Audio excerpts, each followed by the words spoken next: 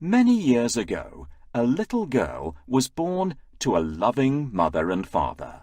They lived happily until one day the mother became ill and, sadly, died. The father was grief-stricken and found life difficult without a wife.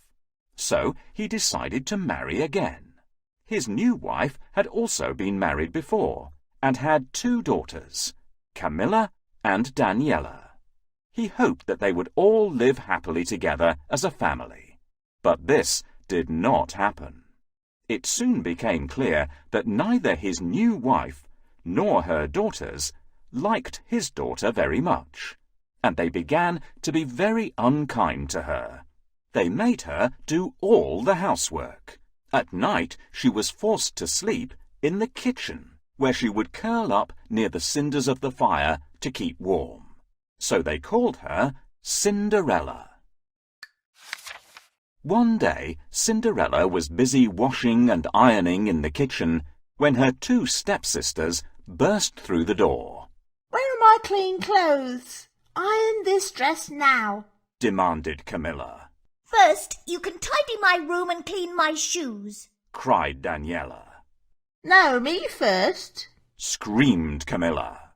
"No, me," shouted Daniela. Then they both began to fight. Daniela pulled Camilla's hair. Camilla pinched Daniela. Daniela kicked Camilla, and Camilla yelled so loudly that Cinderella had to run quickly to steady the china on the dresser. "What is going on?" Cinderella's stepmother appeared at the door. "What is all this screaming about?" Her daughters stopped immediately and pointed to Cinderella. "She won't iron my dress," said one. "She won't clean my shoes," said the other. "She is mean and spiteful to us," they both added. Cinderella's stepmother glared with a face as cold as iron. "Cinderella, this is disgraceful. I shall tell your father what a lazy, nasty girl you are." She then put her arms around her 2 daughters, saying, "Don't you worry, my darlings. I have a very special treat for you both." Daniela and Camilla smiled very satisfied smiles. Then they turned to Cinderella and pulled very rude, ugly faces before leaving with their mother. My stepmother always gives me a lot of work to do. I have to polish the kettle until it shines, make the dinner and wash the pots, wash the clothes and mend the socks. I wish I had some help. Can you help me? This pot is used for cooking food. It's still very greasy, so let's give it a scrub.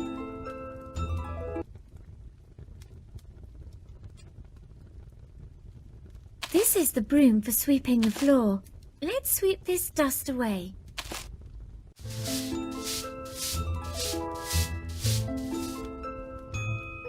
Thank you. That's nearly all done.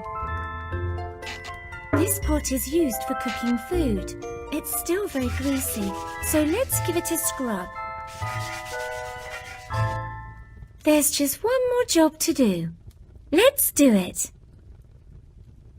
Plates need cleaning after every meal. Will you help me to wash them?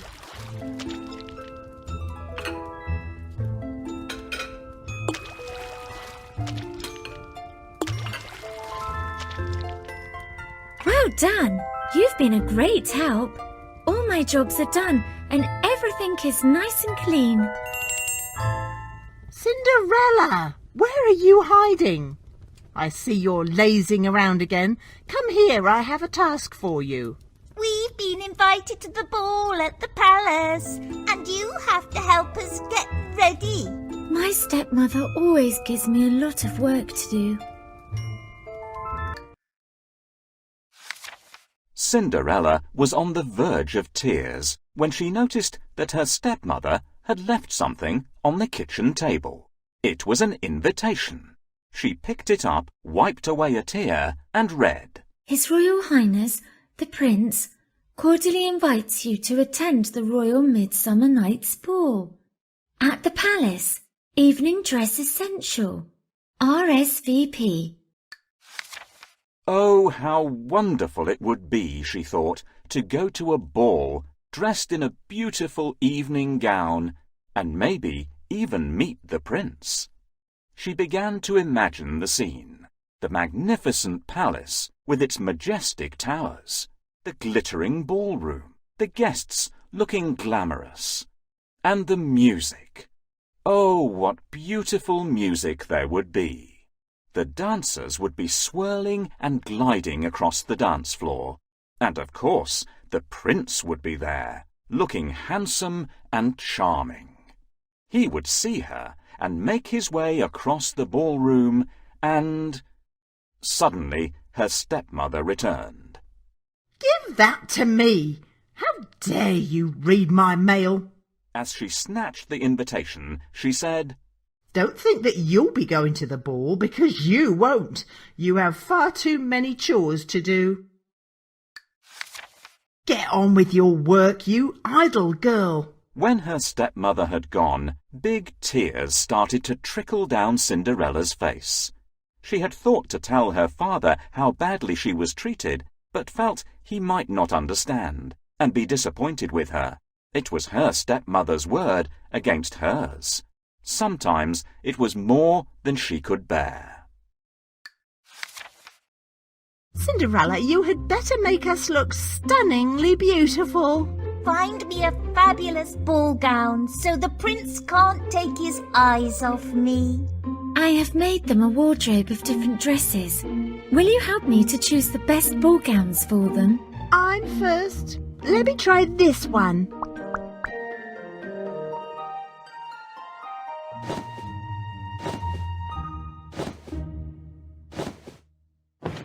I shall dance with the prince. He won't be able to resist me because I'm so beautiful. I want this one. I like red.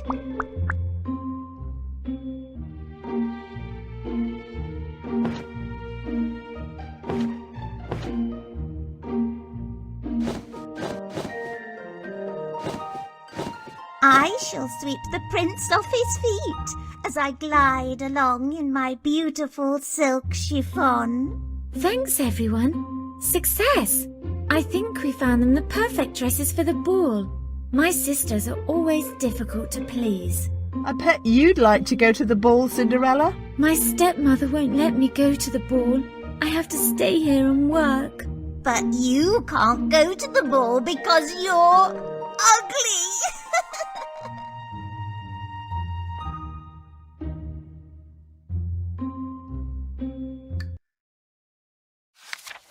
During the following weeks, Cinderella was kept busy making new ball gowns for her stepsisters and stepmother.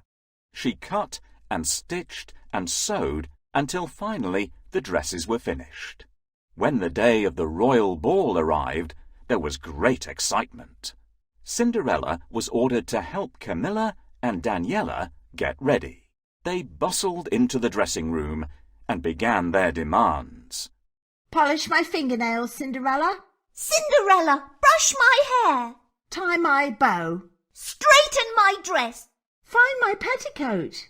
Fasten my buttons. Fetch my shoes. Do it now. Poor Cinderella rushed here and there, trying to do everything she could for her stepsisters. She dressed them beautifully in their new ball gowns. Camilla's gown was made from the finest gold and blue silk, and Daniela's from red and gold satin. They both put on their richest jewels, their rings and necklaces of pearls and diamonds. They paraded around the room like peacocks, glancing at their reflections in the mirror, each thinking themselves more beautiful than the other. My dress is more beautiful than yours, said Daniela proudly. No, it's not. My dress is the most beautiful. Red is an ugly colour. It shows up your spots. Camilla replied. No, it doesn't. Red is a royal colour, and I shall dance with the prince. He won't be able to resist me because I am so beautiful. You're as ugly as a toad. It will be me who sweeps the prince off his feet as I glide along in my beautiful blue silk chiffon, taunted Camilla. Daniella's face turned crimson until it almost matched her dress. We shall see, shall we? She said. Then she launched herself angrily at her sister, but Cinderella quickly came between them. Please stop. You are both very beautiful, and I'm sure you shall both get to dance with the prince.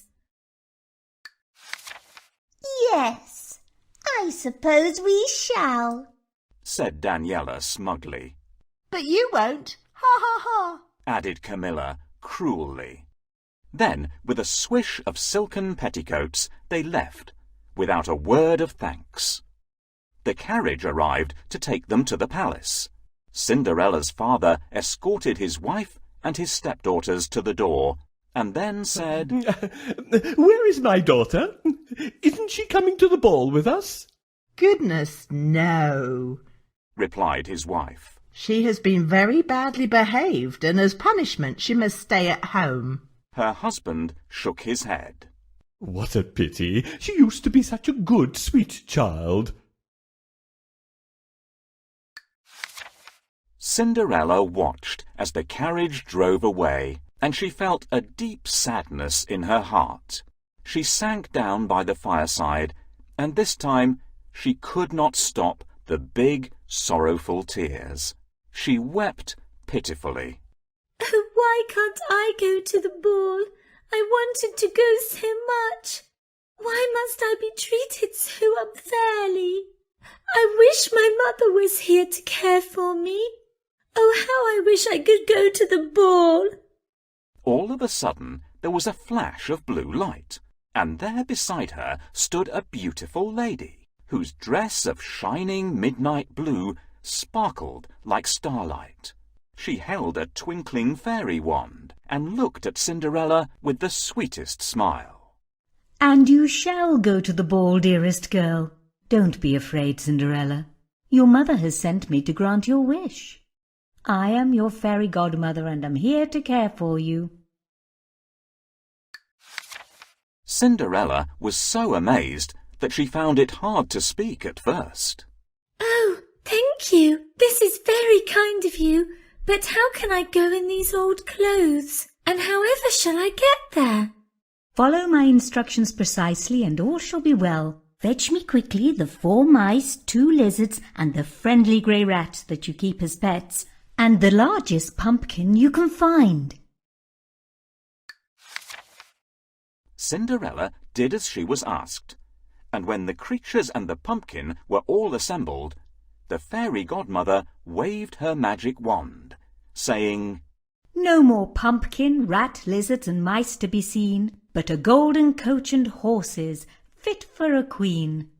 Then, with a puff of magic smoke, Cinderella found herself outside. Standing before her was the most glorious golden coach. It was pulled by 3 white horses that held their plumed heads high against the evening sky. There were also 2 smart and very well turned out footmen to attend her, and a white-whiskered coachman to drive the coach. It was indeed fit for a queen. Good heavens! Exclaimed Cinderella, and then she noticed her ragged apron. Don't you worry about that, said her fairy godmother softly. Now close your eyes and stand very still. She waved her magic wand a second time, saying, No more an old and ragged dress, but a beautiful gown fit for a princess. There was a silver flash of light, and when Cinderella opened her eyes, she was amazed. Her rags had been transformed into the most fantastic ball gown that shimmered with a magical blue light. Her gloriously shining hair was crowned with a blue crystal tiara, and she noticed on her feet the prettiest, daintiest crystal dancing shoes. She smiled and glowed from head to toe with the most extraordinary beauty. Now you are ready for the ball, said the fairy godmother. You look beautiful. Oh, this is my dream come true. How can I ever thank you enough? Cinderella replied gratefully. Now before you go, please listen carefully, Cinderella. My magic will only last until midnight, so you must be home before the clock strikes 12. Here's your invitation. Off you go now and enjoy yourself. But remember what I have said. Cinderella smiled and nodded. The coachman opened the coach door, and she was taken swiftly to the palace. You shall go to the ball, Cinderella. How can I go in these old clothes? And however shall I get there? Follow my instructions precisely and all shall be well. Fetch me quickly the 4 mice, 2 lizards and the friendly grey rat that you keep as pets, and the largest pumpkin you can find. I wonder why the fairy needs the pumpkin and lizards. Let's find them.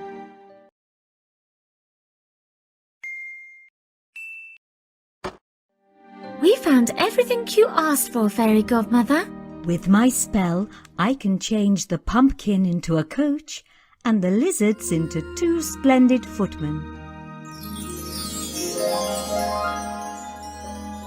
Fairy, you are amazing, but I'll need someone for a coachman.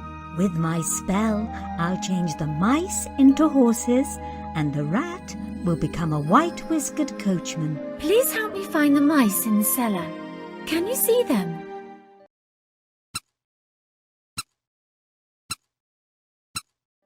Well done! We found everything. No more pumpkin, rat, lizards and mice to be seen, but a golden coach and horses fit for a queen. No more an old and ragged dress, but a beautiful gown fit for a princess. This is wonderful. I feel like a princess. You shall have the most magnificent magical ball gown. I've never seen such a fantastic ball gown. We're almost finished.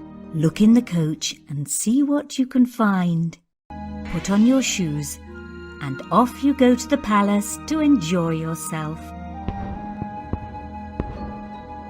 My magic will only last until midnight, so you must be home before the clock strikes 12. Oh, this is my dream come true. However can I thank you enough? As she approached the palace, Cinderella could hear the orchestra playing a lilting and melodious waltz. Her heart was beating fast, and she felt as though she was floating, being drawn towards the music and the ballroom. She waited at the top of the stairs to be announced, and a hushed silence fell amongst the guests. The conductor dropped his baton, and the orchestra stopped. Your Royal Highness, lords, ladies and gentlemen, I am pleased to present the Princess Mirabella. Was that really her name? It was the name clearly written on the invitation given to her, so perhaps, for this night, she really was a princess. Her beauty was so enchanting that everyone gazed in wonder. The prince fell immediately and instantly in love, and by the time she reached the last step, his hand was holding hers. Please, may I have the pleasure of this dance? Why, of course, Your Highness, she replied, smiling, and her heart was fluttering like 1,000 butterflies. The music played, and they danced and danced. They twirled and glided across the ballroom. It was obvious to everyone that the prince had found the girl of his dreams, and she had found her one true love. Of course, This didn't please Camilla and Daniela. They began to argue and blame Cinderella for not making them look beautiful enough to attract the prince's attention. It's just not fair, They screamed, and they sat with grumpy, ugly faces for the whole evening. Meanwhile, the king and queen smiled and looked at each other. They make the perfect couple, don't you agree, my dear? The king nodded and squeezed the queen's hand. I do, my dear. I do. Cinderella had not noticed the time passing until the clock began to chime. It was the first stroke of midnight. She suddenly realized that her ball gown would turn to rags and the golden coach would turn back into a pumpkin. At this thought, she fled in haste back up the ballroom staircase, losing one of her crystal dancing shoes as she did so. She had no time to pick it up, and to her horror, as the clock struck the last chime of midnight, she saw her golden coach disappear. Once again she stood in her old clothes and ragged apron. Her enchanted evening was over. Back at the palace, her hasty exit had left everyone in some confusion. The prince was dazed and unable to understand why his princess had left so suddenly. He picked up her shoe as he followed her swiftly up the stairs. He searched the palace and the palace gardens for her, but she was nowhere to be found. Finally, he returned to the ballroom with a heavy heart, and holding the dainty crystal dancing shoe gently in his hands, he announced, I shall search the kingdom far and wide, and whosoever the shoe fits shall be my bride. The guests began to leave. The evening was over. Oh no, it's midnight already. I must run away quickly before my dress turns back into my old ragged clothes.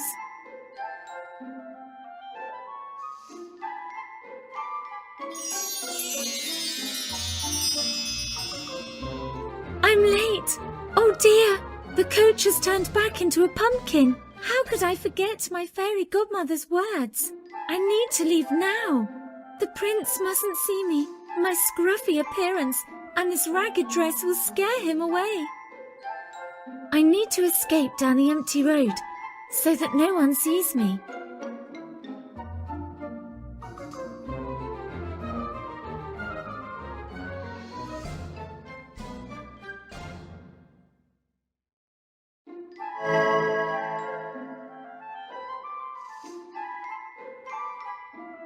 A golden key can open any door. Where is it?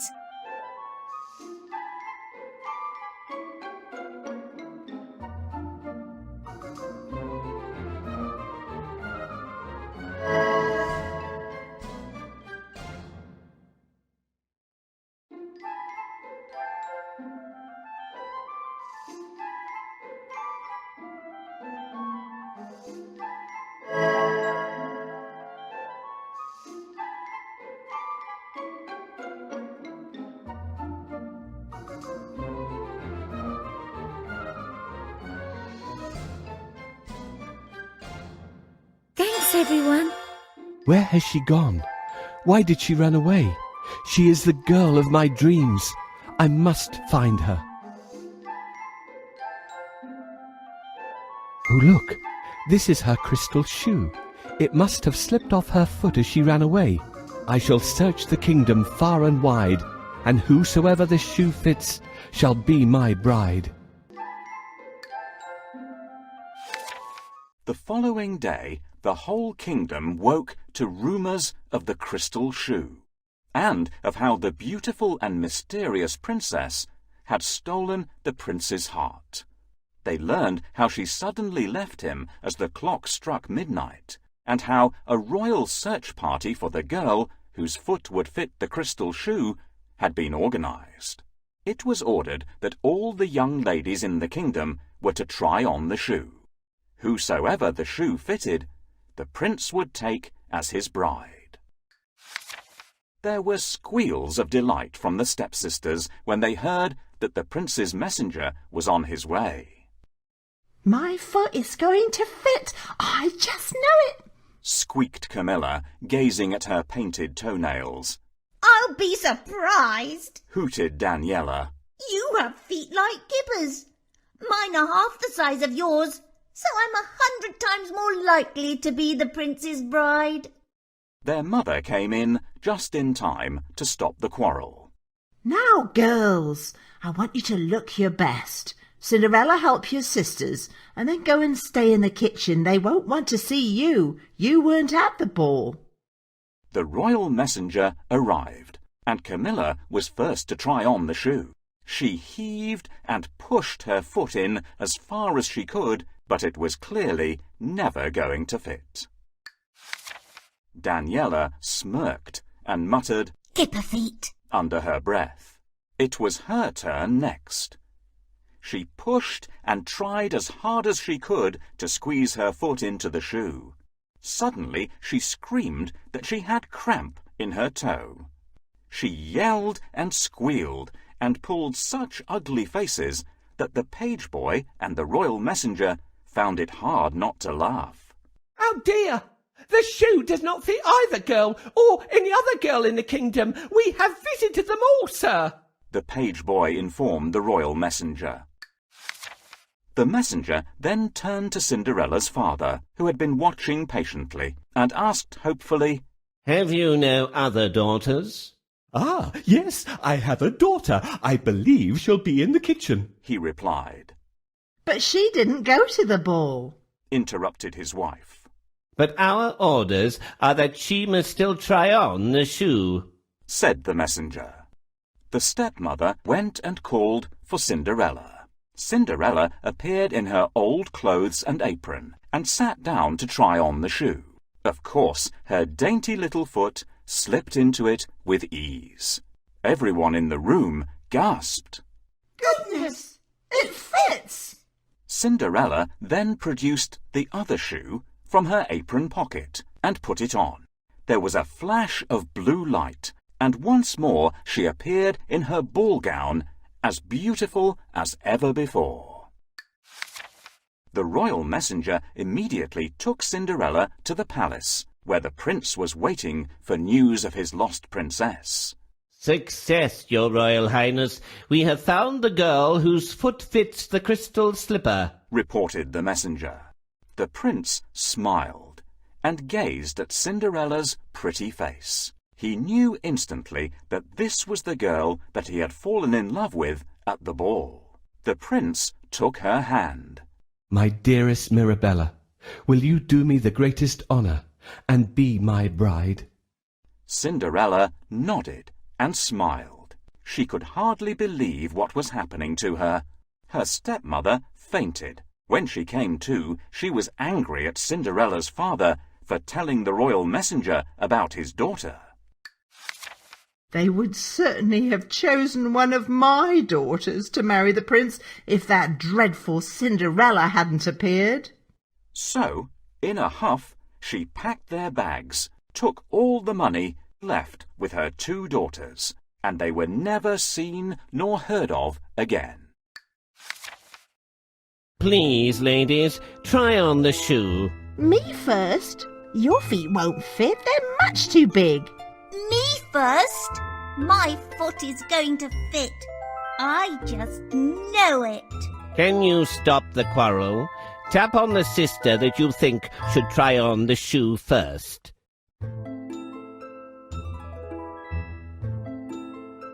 Ah!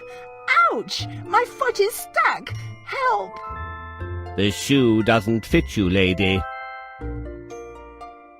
Oh no! It's too small. It won't even fit my big toe. Please, may I try? How can it be your shoe? You weren't at the ball. I have been ordered to search the kingdom far and wide, and whosoever this shoe fits shall be the prince's bride. She can't be the princess at the ball. I don't believe it. My lady, The shoe fits perfectly. I will take you to the palace where the prince is waiting for you. This dress is beautiful. This is wonderful. I feel like a princess. The royal wedding was announced. When the day came, bells rang, clocks chimed, and a public holiday was given. Everybody celebrated with feasting, music, and dancing in the streets. It was a glorious day. Cinderella's father walked her proudly down the aisle. The king and queen gave them their blessing, and with a wave of her magic wand, so too did Cinderella's fairy godmother. The prince had found the girl of his dreams, and Cinderella, or should I say Mirabella, had found her one true love. Needless to say, they all lived happily ever after.